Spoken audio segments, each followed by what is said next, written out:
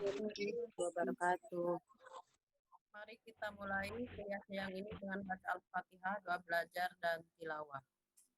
A'udzu billahi Alhamdulillah Rabbil Alamin Ar-Rahmanir-Rahim Maliki Yawmiddin Iyyaka na'budu wa iyyaka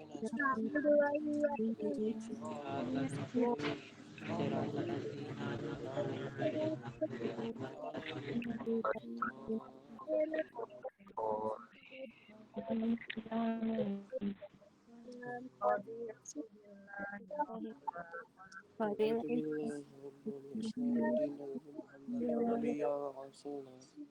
ورسوله رب اغفرني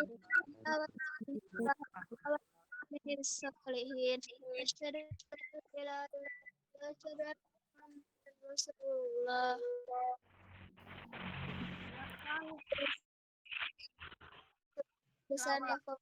tilawah. Tilawah. Mas Rapli hadir. Tilawah, Mas. Monggo, Mas. Hadir Ustazah. Bismillahirrahmanirrahim. Alam tara kaifa fa'ala rabbuka bi ashabil fil.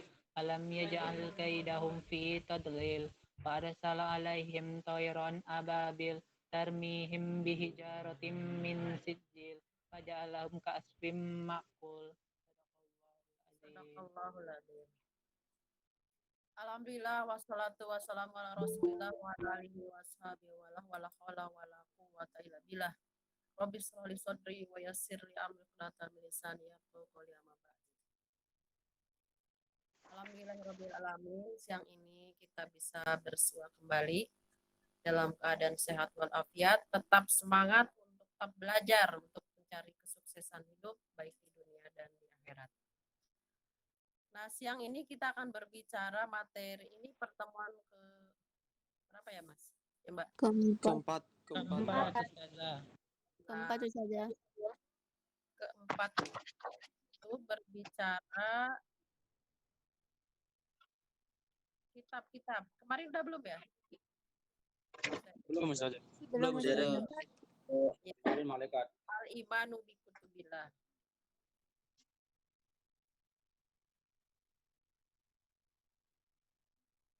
Nanti birusul, kemudian hari kiamat. Berarti kita pertemuannya tinggal 2 ya? Itu enggak ya?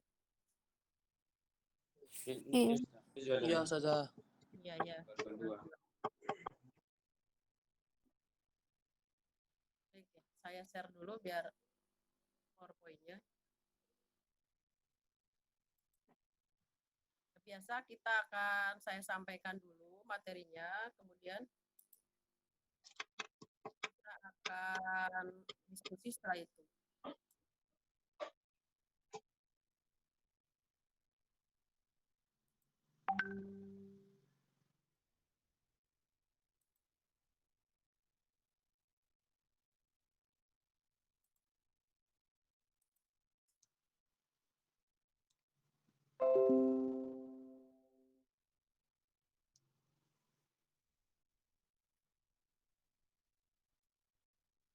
Nah, sudah kelihatan PowerPoint-nya? Sudah. Nanti kalau hilang lagi saya dikabari ya, karena ini suka hilang tenggelam. Ya Ustazah. Muncul tenggelam. Ya Ustazah. Tidak tenggelam, tidak seperti Zoom ya, kalau udah 40 menit kita tenggelam. Nah, siang ini kita akan berbicara tentang kitabullah. Kitabullah, ya kitabullah itu adalah secara bahasa dari kataba yaktubu kitaban. Kitaban itu masdar atau kata benda dari kata kerja kataba.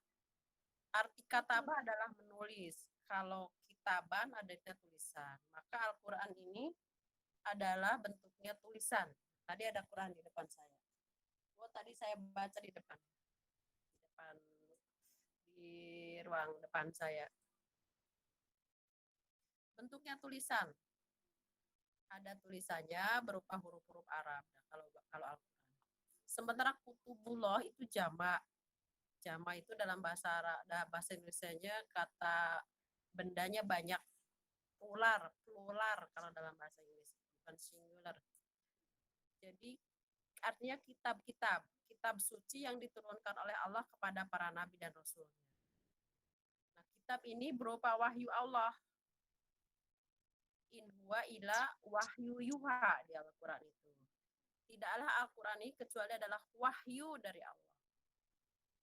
Wahyu adalah kalam Allah atau perkataan Allah. Jadi kalau manusia kita berbicara qala yaqulu gitu ya kalau bahasa Arabnya. Busuni berkata, qalat busuni. Kalau Mas Yasin berkata, qala Mas Yasin. Itu untuk manusia. Maka Nabi pun untuk para sahabatnya qala gitu. Tapi kalau untuk Allah kalam itu juga sama perkataan dan perkataan Allah yang diturunkan kepada para nabi dan rasul. Nah, ada dua macam kitab suci di muka bumi ini. Nah, ternyata agama itu macam-macam, tidak hanya agama yang diturunkan oleh Allah seperti agama Islam, agama Kristen, agama Yahudi ya. Tetapi ada juga agama-agama yang lahir di muka bumi ini. Nanti kita lihat. Ini ada kitab suci Samawi. Ini udah dipelajari mungkin di SMP SMA. Adalah kitab suci yang bersumber dari wahyu ilahi. Wahyu Allah. Yang dibawa oleh malaikat Jibril. Jadi malaikat Jibril itu membawa wahyu dari Nabi Adam sampai Nabi Muhammad SAW.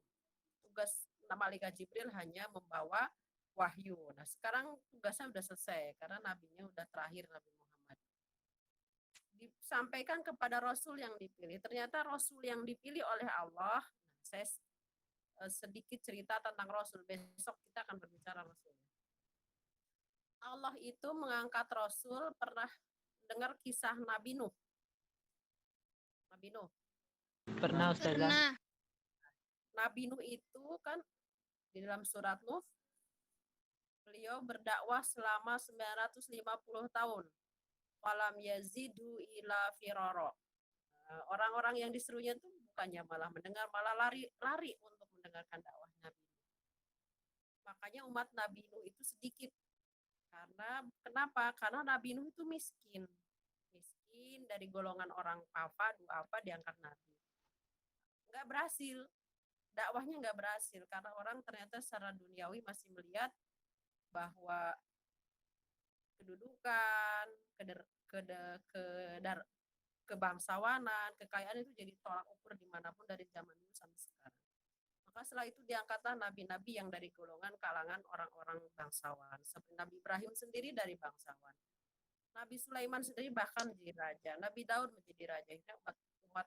Umatnya Allah itu ya umat Islam, karena dari dulu sampai sekarang itu mengajarkan Islam semakin banyak. Nah, akhirnya strateginya dirubah. Kemudian kitab Ardi. Kitab Ardi adalah kitab suci yang bersumber dari perenungan para tokoh agama, bukan bersumber dari wahyu. Contohnya adalah agama Buddha. Agama Buddha itu hasil dari perenungan namanya tokoh Siddhartha Gautama. Siddhartha Gautama merenung, menghasilkan doktrin-doktrin Buddha yang dibukukan dalam kitabnya khusus. Dan di bawah ini ada kitab-kitabnya. Ini ada kitab-kitab Dhammapada, ada Dhammapada itu kitab-kitab The Saying of Buddha. The Saying of Buddha. Kalau ini perkataan-perkataan Buddha. Kalau The Vedas atau Bhagavad Gita itu kitab suci dari umat Hindu. Dan umat Hindu itu menguasai India sampai sekarang. Makanya di India itu film-film India ya yang kesohor itu selalu diwarnai dengan ajaran Hindu, ada dewa dan sebagainya. Nah, ini untuk umat Hindu. Nah, untuk umat kemudian ada juga The Book of Mormon, ini kitab Ardi. Kalau ini bukan kitab Ardi, ini adalah sempalan dari kitab Katolik. Ini adanya di Amerika. Suku Mormon itu hanya ada di Amerika dan suku ini sangat diisolir oleh pemerintah Amerika. Karena pemerintah Amerika itu menganut Protestan, sementara suku Mormon itu suku Katolik. Nah, ini adalah kitab dari suku Mormon. yang penganut Katolik. Ada lagi agama Tao. Nah, ini agama Ardi, agama Tao. Ada kitab suci Tao Te Ching. Tao Te Ching. Tao Te Ching itu di Cina. Jadi Cina itu sudah memiliki agama sejak awal dan itu berbeda. Bukan agama Hindu, bukan agama Buddha, tapi agama Cina. Agama suku Cina itu ada sendiri. Namanya kitabnya Tao Te Ching. Ada juga kitab Confucius. Nama kitabnya Lunyu. Di sini mungkin nggak ada ya gambarnya. Kitab Lunyu juga itu ada dari Cina. Jadi Cina itu ternyata dari dulu punya peradaban sendiri. Maka Rasul mengatakan, carilah ilmu sampai ke negeri Cina karena mereka sudah punya peradaban. Sampai yang menemukan kertas sendiri adalah orang Cina ya. Kita nulis begini nih, ada tulisan busun ini kertas. Yang menemukan adalah orang Cina. Abad-abad masa lalu sebelum Islam datang. Udah agak keren Cina itu ya. Bahkan Alexander yang Agung ya, penundukan di mana-mana itu juga berasal Cina. Setahu saya Cina. Ada lagi dulu ke abad pertengahan setelah abad para tabiin, umat Islam berperang dengan Cina dari Tartar. Ada siapa namanya itu yang dari Tartar itu yang mengalahkan Salahuddin Al-Ayyubi, yang berperang dengan Salahuddin Al-Ayyubi, kemudian berperang dengan Saifuddin Qutuz. Itu tentara salib. Tentara salib itu berasal dari Cina. Wajahnya sipit-sipit gitu. Tentara salib dari Kristen, tapi itu juga berbarengan dengan serangan tentara Mongol dari Cina. Nah, ini kitab-kitabnya harap kita ketahui ya, ini agama Sing yang pakai seperti kepalanya si Jarjit. Nah, tahu ya kan, Jarjit di Pelan Upin Ipin selalu pakai topi kayak gini, kayak Pangeran Diponegoro kalau kita lihat. Ini agama Sing. Jadi agama Sing itu memang perpaduan Hindu dengan Islam. Juga himne-himne Kristen juga masuk ke sini. Maka gayanya kayak Muslim, ada jenggot panjang, pakai apa? Pakai surban ya kalau bahasanya umat Islam. Pada agamanya itu agama Sing, nama Sing. Contoh kitab-kitab yang Ardi. Nah, yang Samawi ini sendiri ya. Nah, contohnya adalah ini Al-Qur'an gitu. Terus ini Taurat. Oh, Taurat tebel ya, Bu, kayak kamusnya Munawir gitu, kalau orang di pesantren ada kamus Munawir besar. Nah, kenapa? Karena Taurat itu sebenarnya bersatu dengan Injil. Dengan Injil. Ini Injil. Jadi kalau teorinya orang Kristen itu, kitab perjanjian lama itu adalah Taurat. Kitab perjanjian baru adalah Injil. Ini kitab Zabur pada Nabi Daud. Nah, manuskripnya masih ada. Ini juga Injil masih ada. Ini contoh kitabnya. Jadi tujuan beriman kepada kitab-kitab ini hanya mengimani. Ada kitab sebelum Al-Quran, seperti ada kitab. Kalau yang Ardi tidak usah kita bahas, tidak boleh kita imani karena bukan berasal dari Allah. Ada kitab Injil, kitab Taurat, kitab Zabur. Nah, kita tugas pada kitab ini cuma mengimani, meyakini bahwa ini kitab diturunkan Allah kepada nabi-nabi Allah. Kalau kepada Al-Quran ya, kepada Al-Qurannya ini, Al-Qurannya nggak ada di sini di depan. Kita harus meyakini, mentaati kata-kata kalamnya itu. Jadi kalau Allah memerintahkan kita, ya ayyuhalladzina amanu atiullaha wa atiur rasulah ulil amri minkum. Orang beriman taatlah pada Allah, taat pada Rasul, taat pada pemerintahan lain, kita harus taat sama Allah sama Rasul. Ada lagi ya ayyuhalladzina amanu aqimis sholawati waz zakata warka'u ma'ar. Ada lagi misalnya, wahai orang beriman, dirikan sholat, tunaikan zakat, ruku bersama orang beriman. Kita harus taat. Jadi pada Al-Quran itu diimani, ditaati isinya, diambil nilainya, dilaksanakan dalam kehidupan sehari-hari. Sehingga kita akan jadi pribadi Muslim yang Qurani, yang Rabani, yang hidupnya berdasarkan landasan kalam-kalam Allah. Karena besok ketika di akhirat kelak kan ada hanya dua, kemarin saya katakan ada hanya dua amal yang diterima. Pertama ikhlas. Ikhlas itu hidup kita landasannya Allah. Bisa ikhlas kenapa, Bu? Karena tahu. Setelah tahu ada cinta. Nah, setelah cinta jadi kekuatan-kekuatan itu yang terus-menerus. Yang kedua, masuk sesuai dengan sunnah Nabi. Nabi itu apa yang dibawa? Al-Quran dan sunnah. Karena kadang-kadang di sunnah di Al-Quran tidak ada, maka para ulama kadang-kadang menafsirkan dengan apa? Dengan ijma. Nah, ijma ternyata juga belum bisa dengan kias. Maka hukum Islam yang dipakai oleh umat Ahlussunnah wal Jamaah itu Al-Quran, sunnah, ijma, dan kias. Nah, itu kepada Al-Quran. Jadi kita harus membedakan. Kepada Injil, Taurat, dan Zabur, kita hanya mengimani saja, meyakini bahwa itulah kitab yang diturunkan kepada nabi-nabi Allah, dan isinya juga firman Allah. Sementara kepada Al-Quran, kita harus meyakini, mentaati perintah-perintahnya, dan melaksanakan dalam kehidupan sehari-hari. Insya Allah kalau hidupnya di bawah Al-Quran, insya Allah kita akan sukses baik dunia dan akhirat. Karena saya ingat perkataan dari pengarang tafsir Al-Manar.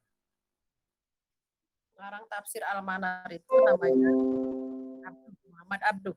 Bisa dilihat tafsir Al-Manar. Beliau mengatakan ketika masih hidup, karena tafsir ini dikarang tahun 1800. Beliau sudah wafat. Di Eropa itu, kata Abduh itu, ada kultur Islam, tapi nggak ada ajaran Islam. Paham ya? Di Eropa itu kulturnya Islam. Teman saya pernah kuliah di Inggris. Udah pulang ya sekarang. Dia S3-nya di Inggris. Kata teman saya, itu di jalan. Ada anjing lewat, ada ayam lewat, ada bebek lewat. Semua kendaraan berhenti sampai ngantri panjang banget ke belakang hanya untuk memberikan jalan bebek. Kita lihat kan bebek kalau jalan tingtung-tingtung cuma lama banget. Ada anjing lewat, ada kambing lewat. Mereka berhenti semua. Kalau di Indonesia kan ditabrak sampai mereka mati di jalan. Itu di Eropa, menghormati hewan aja luar biasa ya. Bahkan kalau melanggar itu bisa ada hukuman tersendiri, nabrak-nabrak hewan tanpa jelas alasannya. Nah, itu kultur Islam sebenarnya untuk sayang kepada binatang. Tapi kata Abduh, mereka bukan muslim, bukan orang muslim. Tapi kata Abduh juga, di antara umat muslim itu, dia Islam tapi nggak pakai kultur Islam. Nah, itu jadi pertanyaan kita ya. Saya pernah membaca kisahnya Abdurrahman Awasbi. Abdurrahman Awasbi itu adalah seorang mualaf dari Belanda. Dia tertarik Islam karena lihat kandungan kitab suci Al-Quran. Abdurrahman Awasbi itu adalah seorang pendeta yang sudah punya jamaah ribuan. Kata dia, gaji dari seorang pendetanya itu sekira 350 juta per bulan. Karena dia jamaahnya banyak. Tapi ada hidayah dari Allah ya. Nggak tahu sejarahnya gimana, tapi dalam yang saya baca, karena kultur keluarga owners Abdurrahman Awasbi itu namanya Awasbi ya, dikasih Abdurrahman karena masuk Islam.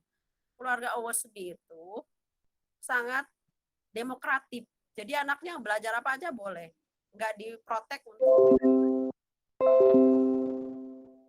dia belajar Al-Quran dan dia menemukan fakta-fakta kebenaran yang dia tidak temukan di dalam Injil. Akhirnya dia yakin masuk Islam karena kebenaran Al-Quran. Datanglah ke negeri ini, ke Indonesia yang mayoritas muslim, kata dia. Ternyata dia menemukan fakta-fakta bahwa muslim di negeri ini belum sesuai kultur Al-Quran yang dia baca.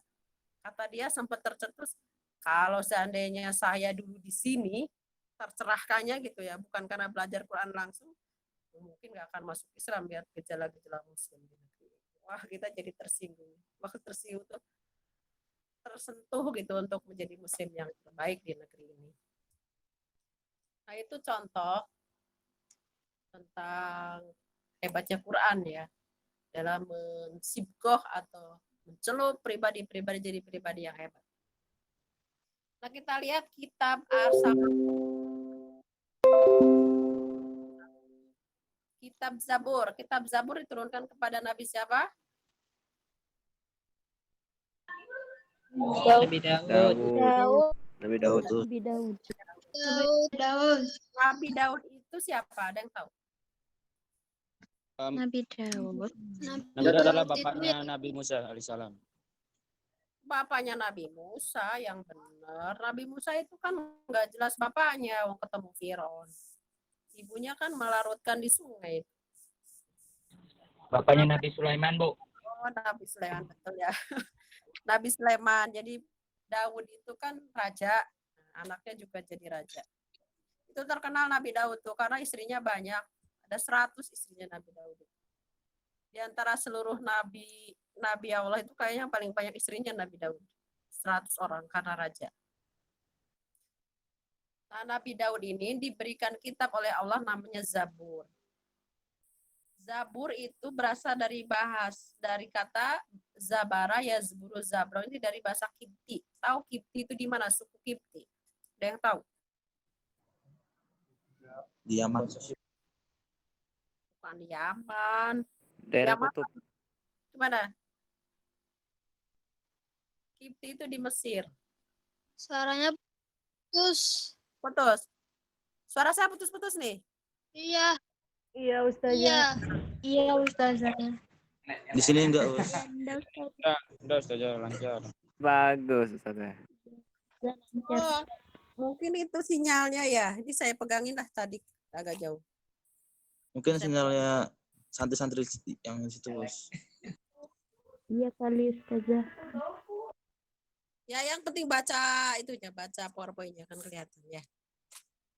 Nah, kalau masalah sinyal saya nggak bisa berkutik lagi. Kita semua nggak berkutik. Padahal sinyal saya dari sini udah bagus karena pakai IndiHome. IndiHome itu stabil, nggak seperti data-data yang kita beli. 20 Mbps lagi. Ini untuk satu orang tuh jos, cepat. Gitu. Nah, kitab Zabur itu dari bahasa Kipti, dari bahasa Kipti itu di Mesir. Ingat ada istri Nabi Maria Al-Qibtiyah itu dari mana? Maria Mesir. itu, iya betul. Maria itu nama istri Nabi. Al-Qibtiyah itu suku Kipti. Suku Kipti itu di Mesir adanya. Jadi kitab Zabur itu mungkin turunnya itu di seputar Mesir. Tapi dulu Mesir kan belum dinamai Mesir. Coba dinamai daerah Kipti. Kerajaan Sulaiman disinyalir di mana? Kalau orang Yahudi mengatakan Sulaiman itu kerajaannya di Palestina. Karena Sulaiman diturunkan Palestina ya. Di bawah Masjidil Aqsa. Maka mereka sekarang bangun Solomon Temple. Di bawah Masjidil Aqsa persis. Jadi kalau ada gempa, udah roboh itu Masjidil Aqsa. Alhamdulillah belum ada gempa.